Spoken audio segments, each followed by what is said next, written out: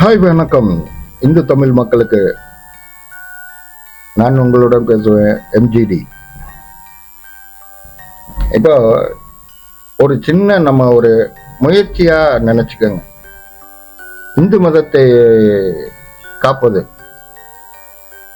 காப்பதுக்கு நம்ம என்ன கடவுளான்னு கேட்பீங்க, அது இருக்கட்டும். ஆனால் நம்மளுடைய தலைப்பு என்னன்னு கேட்டீங்கன்னா, இந்து மதத்தை பற்றி பேசுவதற்கே இன்று இந்துக்கள் பயப்படுகிறார்களே ஏன்?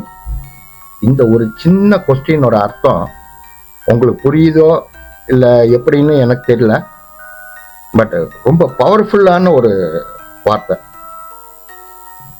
அது ஏன்னு கேளுங்க. ஒரு இந்து தன்னுடைய மதத்தை பற்றியோ தன்னுடைய கலாச்சாரத்தை பற்றியோ ஏதாவது பேசணும்னு நினைச்சான்னா உடனே அவனுக்கு குத்தப்படக்கூடிய முத்திரை என்னன்னு கேட்டீங்கன்னா, இவன் ஒரு மதவாதி. ஏன்னா அப்படி ஒரு பழக்கத்தை உருவாக்கி வச்சிருக்கானுங்க இவனுங்க. அதை யோசிச்சிருக்கீங்களா? உருவாக்கணும் வேற யாருமே கிடையாது, அதே ஒரு ஹிந்து தான். ஏன்னா இந்த அரசியல்வாதிகளுக்கு ஹிந்து முஸ்லிம் கிறிஸ்டின் இவங்களுக்குள்ள ஒரு தனித்தனியா நிக்க வச்சிருந்தா மட்டும்தான் இவனுங்களால அரசியல் பண்ண முடியும், அதுல அவனுங்க வெற்றி காண முடியும். அந்த ஒரே காரணத்துக்காக தான் அவங்க இது பண்ணியிருக்காங்க. எந்த ஒரு இஸ்லாமியரும் ஹிந்துவை பார்த்து நீ தீவிரவாதின்னு சொன்னது கிடையாது, ஹிந்து மதவாதின்னு சொன்னது கிடையாது. அதே ஒரு கிறிஸ்டின் எந்த ஒரு ஹிந்துவை பார்த்தும் நீ ஒரு மதவாதின்னு சொன்னது கிடையாது. ஒன்றும் இல்லை, அதுக்கு ஒரு சின்ன உதாரணம் சொல்றேன் கேளுங்க. ஒரு டீ கடையில ஒரு இஸ்லாமியர் வராரு. அதே இடத்துல ஆல்ரெடி ஒரு இஸ்லாமியர் உட்காந்து டீ குடிச்சிட்டு இருக்காரு. அப்ப என்ன பண்றாங்க, இந்த வர்ற இஸ்லாமியரை பார்த்து இந்த இஸ்லாமியர் அஸ்லாம் அலைக்கும்ங்கிறார். உடனே அவரு என்ன சொல்றாரு, அலைக்கும் சலாம்ன்றார். இது மதவாதம் இல்லை. அடுத்தது ஒரு கிறிஸ்டின் டீ குடிச்சிட்டு இருக்காரு. இன்னொரு கிறிஸ்டின் வராரு. அவரை பார்த்தோன்னே இவரு ரொம்ப பவ்யமா பிரைஸ் தி லார்ட், அவரும் திருப்பி மறுபடியும் பதில் சொல்லும் போதே அதே பிரைஸ் தி லார்டும்பார். ஆனா ஒரு ஹிந்து டீ குடிச்சிட்டு இருப்பான். இன்னொரு ஹிந்து வந்தோடனே என்ன மாப்பிள்ள மச்சான் எப்படி இருக்க அப்படிம்பானே தவிர ஒரு காலை வணக்கத்துல தங்களோட கடவுளை சேர்க்கணும்ன்ற ஒரு எண்ணமே இருக்காது. ஏன்னா அதை உருவாக்குனா ஒருத்தன் இவனை வந்து பார்த்து வர்றவனை பார்த்து ஹிந்துவை பார்த்து ஜெய ஸ்ரீராம்னு சொல்றான்னு வச்சுக்கோங்க, இல்ல நமச்சிவாயங்கிறான்னு வச்சுக்கோங்க. உடனே இவன் திருப்பி பதில் சொல்றானோ இல்லையோ, அந்த டீ குடிக்கிற அத்தனை பேருமே இந்த ரெண்டு பேத்தையும் ஒரு விசித்திரமான ஆளை பார்க்குற மாதிரி பார்ப்பானுங்க.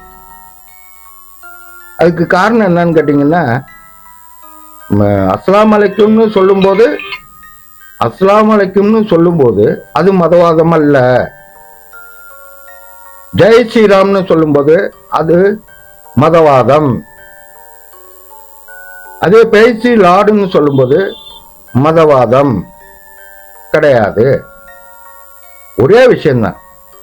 ஜெய் ஸ்ரீராம்னோ இல்லை நமச்சிவாயனோ உங்களுக்கு பிடிச்ச கடவுளோட பெயரை சொல்லி காலையில் அவங்களுக்கு வாழ்த்துக்கள் சொன்னீங்கன்னா அது மதவாதமா மாத்திடுவாங்க.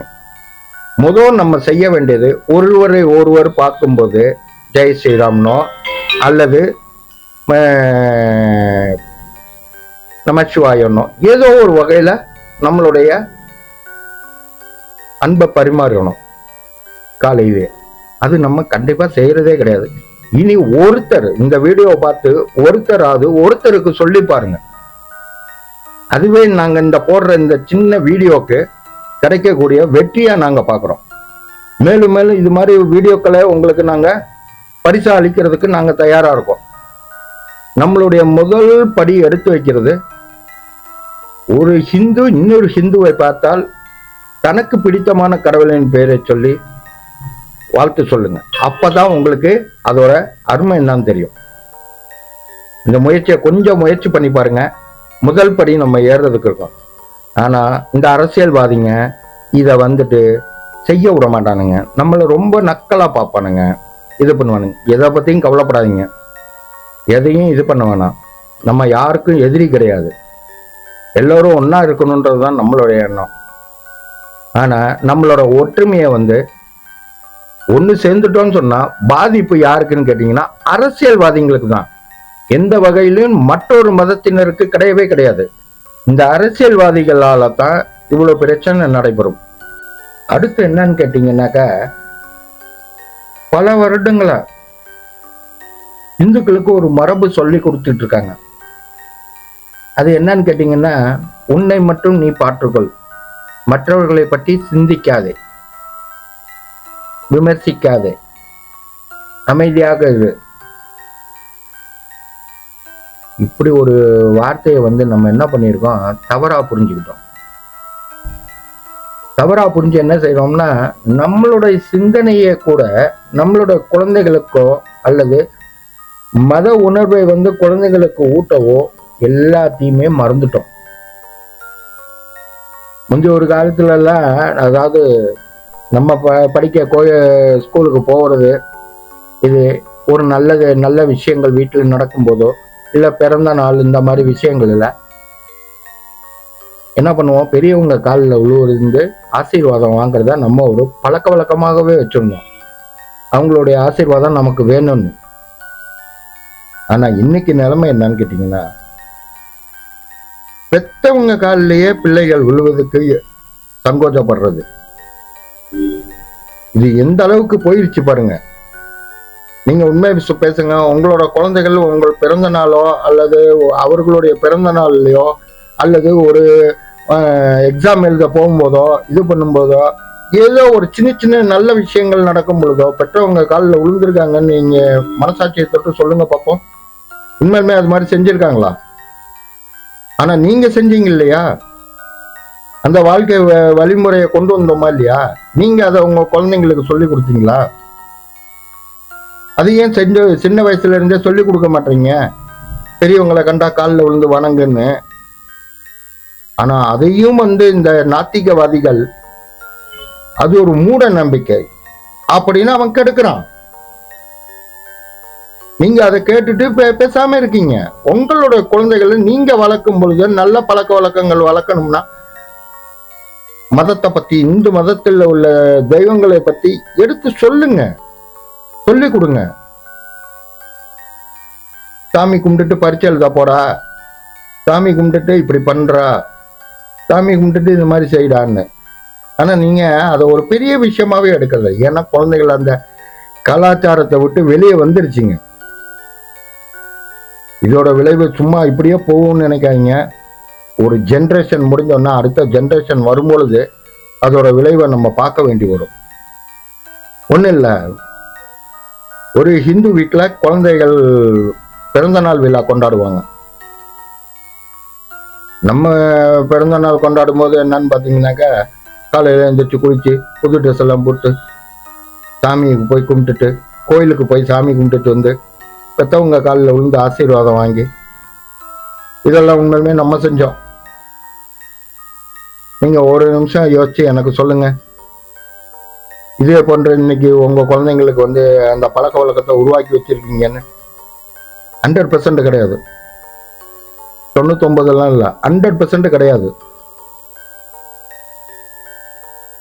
அதே மாதிரி வீட்டில் உள்ள சாமி ரூம்ல விளக்கேற்றுவோன்ற பழக்கத்தை விட்டுட்டு அதே கேட்க ராத்திரி 12 மணிக்கு வாங்கி வச்சு ஒரு மெழுகுவர்த்தியை ஏற்றி வச்சு, அந்த விளக்குன்றதே அது மெழுகுவர்த்தியா இருந்தான்னா, குத்து விளக்கா இருந்தான்னா, இதா இருந்தானே, எதுவா இருந்தாலும் விளக்கு ஒளி, அதை என்ன செய்யறோம்னா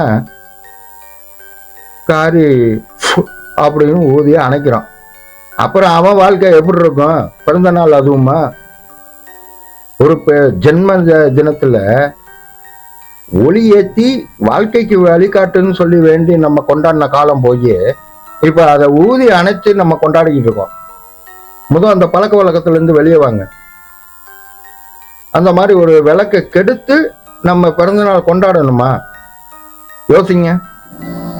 இதெல்லாம் யோசிக்கிறதுக்கே நமக்கு டைம் கொடுக்க மாட்டானுங்க. ஏன்னு கேட்டீங்கன்னா கல்ச்சருங்கிறானுங்க. நம்ம கல்ச்சரை காலி பண்ணிட்டா வெளிநாட்டு கல்ச்சரை கொண்டு வந்து இங்க வச்சு என்ன பண்ண போறீங்க நீங்க? குழந்தைங்களுக்கு எந்த வகையிலையும் எந்த இதுலயும் உபயோகமே இல்லாத ஒண்ணு. பிறந்த நாள் அதுமா விளக்க அணைச்சுட்டு அவனோட வாழ்க்கையில ஒளியே இல்லைன்னு பெற்றவங்க வருத்தப்படுறதுல என்ன இருக்கு விஷயம்? எப்படி கிடைக்கும்? நம்மளோட கலாச்சாரத்தை மீறி இல்ல நீங்க வெளியே போயிட்டு இருக்கீங்க. தயவு செஞ்சு அந்த பழக்கம். மேலும் இந்த வீடியோ உங்களை ஒரு சின்ன மன கலக்கத்துல உருவாக்கி இருந்ததுன்னா, உறுதியான இந்து மத பற்றாளராக உருவாக்குச்சுன்னா, தயவு செஞ்சு இந்த வீடியோவை லைக் பண்ணுங்க, ஷேர் பண்ணுங்க.